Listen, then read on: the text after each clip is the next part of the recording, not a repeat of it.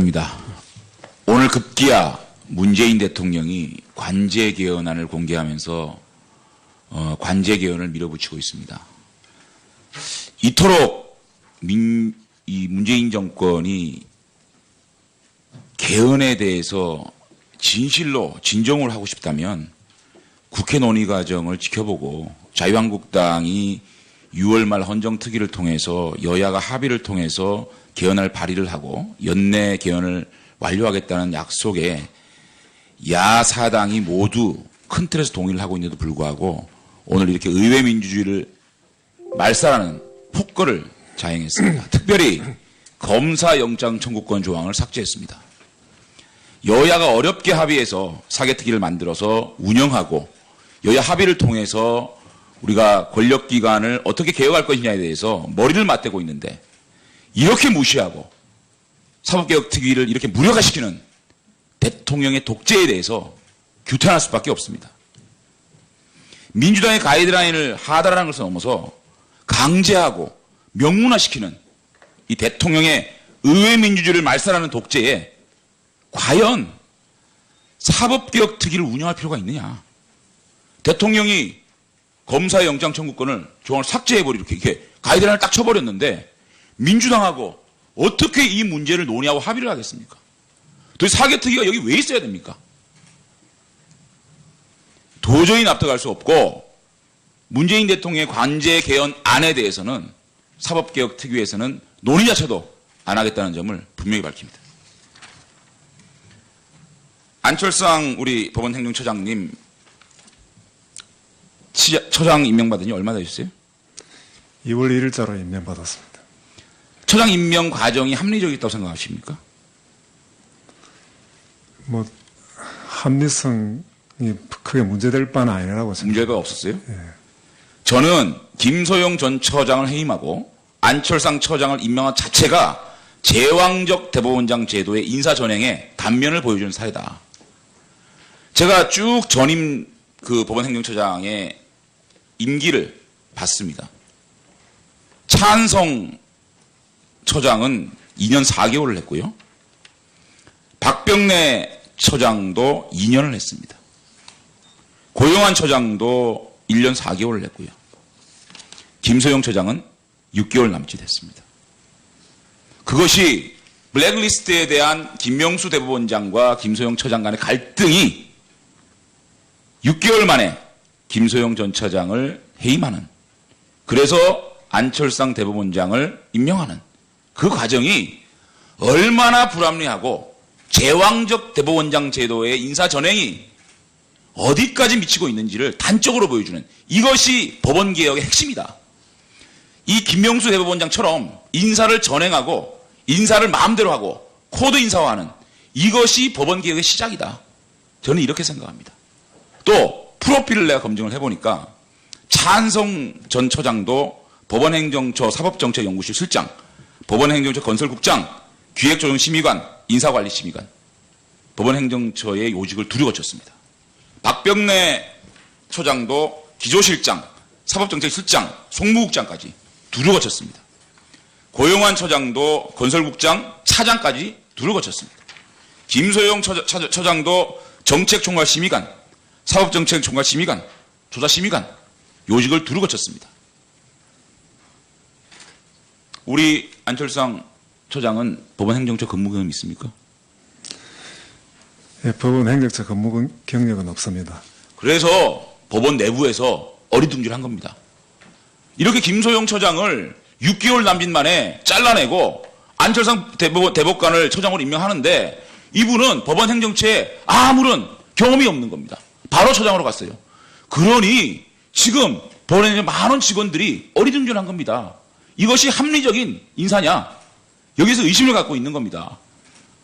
행정처장에 대해서 지금 세간의 평이 뭔지 아닙니까? 들으신 적 있어요? 회피형, 두리뭉실형이라 그럽니다.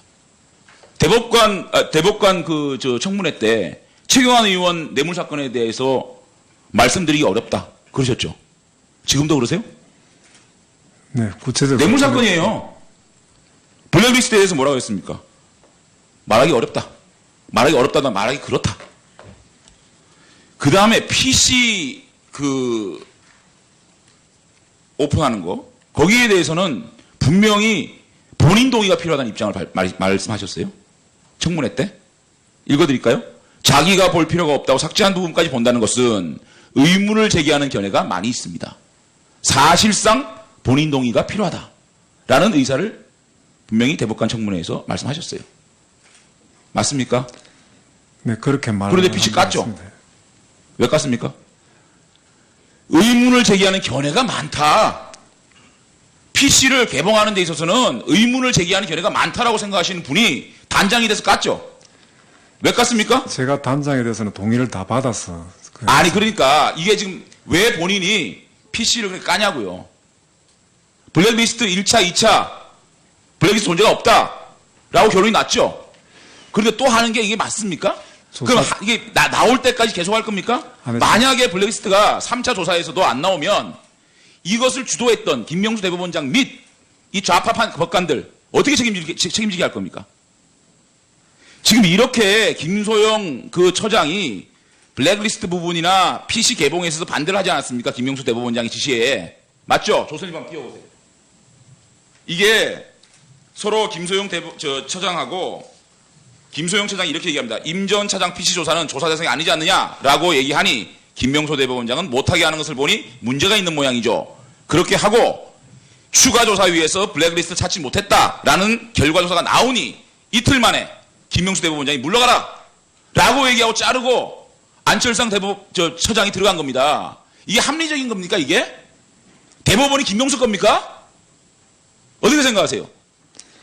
이렇게 불합리한 인사를 하니까 제왕적 대법원장 제도에 문제점이 나오는 거고 이런 인사 전행이 코드 인사가 되는 거고 이 코드 인사가 앞으로 제가 얘기할 법원을 완전히 한 연구회의 중소기관으로 법원을 만드는 겁니다. 답변해 주세요. 네, 김소영 처장이 구체적으로 바뀐 처장으로서 재판부로 복귀한 것은 정확하게는 저는 알 수 없습니다. 하지만 법원의 관행상 대법관의 경우에는 행정처장을 하다가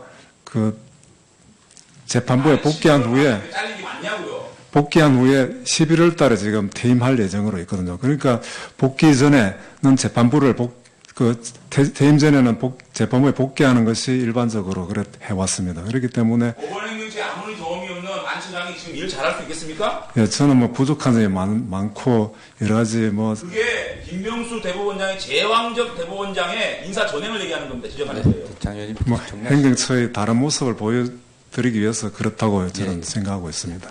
예, 장 전 의원님 수고하셨습니다. 이상으로 오전 회의를 마치고 정회하였다가 오후 2시에 속개하여 질의를 계속하도록 하겠습니다. 정회를 선포합니다.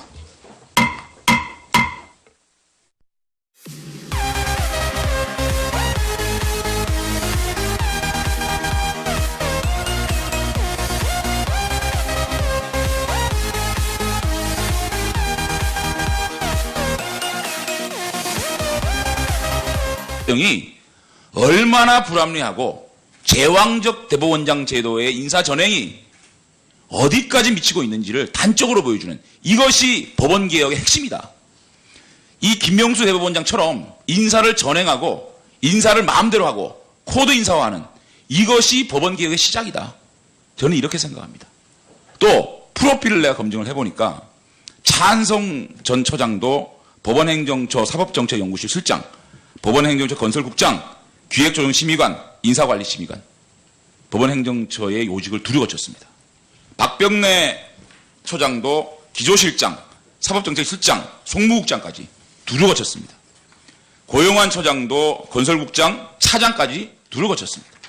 김소영 처장도 정책총괄심의관, 사법정책총괄심의관, 조사심의관 요직을 두루 거쳤습니다. 우리 안철상 처장은 법원행정처 근무 경험 있습니까? 예, 법원 행정처 근무 경력은 없습니다. 그래서 법원 내부에서 어리둥절한 겁니다. 이렇게 김소영 처장을 6개월 남짓 만에 잘라내고 안철상 대법관을 처장으로 임명하는데 이분은 법원 행정처에 아무런 경험이 없는 겁니다. 바로 처장으로 갔어요. 그러니 지금 법원에 많은 직원들이 어리둥절한 겁니다. 이것이 합리적인 인사 문제를 논의하고 합의를 하겠습니까? 도대체 사개특위가 여기 왜 있어야 됩니까? 도저히 납득할 수 없고 문재인 대통령의 관제 개헌안에 대해서는 사법개혁특위에서는 논의 자체도 안 하겠다는 점을 분명히 밝힙니다. 안철상 우리 법원행정처장님 처장 임명받은 지 얼마나 되셨어요? 2월 1일자로 임명받았습니다. 처장 임명 과정이 합리적이었다고 생각하십니까? 뭐 합리성이 크게 문제될 바는 아니라고 생각합니다. 문제가 없었어요? 저는 김소영 전 처장을 해임하고 안철상 처장을 임명한 자체가 제왕적 대법원장 제도의 인사전행의 단면을 보여주는 사례다. 제가 쭉 전임 그 법원행정처장의 임기를 봤습니다. 차한성 처장은 2년 4개월을 했고요. 박병래 처장도 2년을 했습니다. 고영환 처장도 1년 4개월을 했고요. 김소영 처장은 6개월 남짓했습니다. 그것이 블랙리스트에 대한 김명수 대법원장과 김소영 처장 간의 갈등이 6개월 만에 김소영 전 처장을 해임하는, 그래서 안철상 대법원장을 임명하는 그 과정이냐, 여기서 의심을 갖고 있는 겁니다. 행정처장에 대해서 지금 세간의 평이 뭔지 아닙니까? 들으신 적 있어요? 회피형, 두리뭉실형이라고 그럽니다. 대법관 청문회 때 최경환 의원 뇌물 사건에 대해서 말씀드리기 어렵다 그러셨죠? 지금도 그러세요? 네, 구체적으로 뇌물 사건이에요. 블랙리스트에 대해서 뭐라고 했습니까? 말하기 어렵다. 말하기 어렵다다 말하기 그렇다. 그 다음에 PC 오픈하는 거, 거기에 대해서는 분명히 본인 동의가 필요하다는 입장을 말씀하셨어요. 청문회 때. 읽어드릴까요? 자기가 볼 필요가 없다고 삭제한 부분까지 본다는 것은 의문을 제기하는 견해가 많이 있습니다. 사실상 본인 동의가 필요하다라는 의사를 분명히 대법관 청문회에서 말씀하셨어요. 맞습니까? 네, 그렇게 그런데 PC 깠죠? 왜 깠습니까? 의문을 제기하는 견해가 많다. PC를 개봉하는 데 있어서는 의문을 제기하는 견해가 많다라고 생각하시는 분이 단장이 돼서 깠죠? 왜 깠습니까? 제가 단장에 대해서는 동의를 다 받아서 아니, 그러니까 이게 지금 왜 본인이 PC를 그렇게 까냐고요. 블랙리스트 1차, 2차 블랙리스트 존재가 없다라고 결론이 났죠. 그런데 또 하는 게 이게 맞습니까? 그럼 이게 나올 때까지 계속 할 겁니까? 만약에 블랙리스트가 3차 조사에서도 안 나오면 이것을 주도했던 김명수 대법원장 및 이 좌파판 법관들 어떻게 책임지게 할 겁니까? 지금 이렇게 김소영 그 처장이 블랙리스트 부분이나 PC 개봉에 있어서 반대를 하지 않았습니까? 김명수 대법원장의 지시에. 맞죠? 조선일보 한번 띄워보세요. 이게 서로 김소영 처장하고 김소영 처장이 이렇게 얘기합니다. 임 전 차장 PC 조사는 조사 대상이 아니지 않느냐라고 얘기하니 김명수 대법원장은 못하게 하는 것을 보니 문제가 있는 모양이죠. 그렇게 하고 추가 조사위에서 블랙리스트를 찾지 못했다라는 결과 조사가 나오니 이틀 만에 김명수 대법원장이 물러가라 라고 얘기하고 자르고 안철상 처장이 들어간 겁니다. 이게 합리적인 겁니까 이게? 대법원이 김명수 겁니까? 어떻게 생각하세요? 이렇게 불합리한 인사를 하니까 제왕적 대법원장 제도에 문제점이 나오는 거고, 이런 인사 전행이 코드 인사가 되는 거고, 이 코드 인사가 앞으로 제가 얘기할 법원을 완전히 한 연구회의 중소기관으로 법원을 만드는 겁니다. 답변해 주세요. 네, 김소영 처장이 구체적으로 바뀐 처장으로서 재판부로 복귀한 것은 정확하게는 저는 알 수 없습니다. 하지만 의원입니다. 오늘 급기야 문재인 대통령이 관제 개헌안을 공개하면서 관제 개헌을 밀어붙이고 있습니다. 이토록 이 문재인 정권이 개헌에 대해서 진실로 진정을 하고 싶다면 국회 논의 과정을 지켜보고 자유한국당이 6월 말 헌정특위를 통해서 여야가 합의를 통해서 개헌할 발의를 하고 연내 개헌을 완료하겠다는 약속에 야사당이 모두 큰 틀에서 동의를 하고 있는데도 불구하고 오늘 이렇게 의회 민주주의를 말살하는 폭거를 자행했습니다. 특별히 검사 영장 청구권 조항을 삭제했습니다. 여야가 어렵게 합의해서 사개특위를 만들어서 운영하고 여야 합의를 통해서 우리가 권력기관을 어떻게 개혁할 것이냐에 대해서 머리를 맞대고 있는데 이렇게 무시하고 사법개혁특위를 이렇게 무력화시키는 대통령의 독재에 대해서 규탄할 수밖에 없습니다.